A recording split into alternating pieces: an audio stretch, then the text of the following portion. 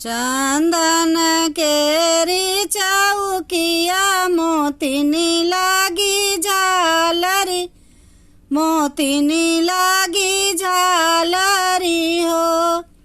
सखिया ते ही चढ़ी राम नहाई, शीतल रानी बिहसाई हो। सखिया ते ही चढ़ी राम नहाई, शीतल रानी बिहसाई हो। एक सखी पूछही दूसर सखी, और तीसर सखी हो। सखिया कवन कवन व्रत कैलू, रमैया बर पाईऊ हो। सखिया कवन कवन व्रत कैलू, रमैया बर पाईऊ हो। चंदन केरी चौकिया मोतिनी लागी झालरी हो। सखिया ते ही चढ़ी राम नहाई, शीतल रानी बिहसाई हो।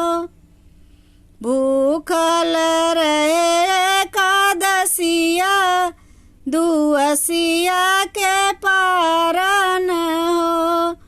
सखिया भूखल ब्राह्मण जेवाए, रमैया बर पाए हो। सखिया भूखल ब्राह्मण जेवाए, रमैया बर पाए हो। माघई मकर नहाए, अग्नि नहीं तापेऊ, अग्नि नहीं तापेऊ हो।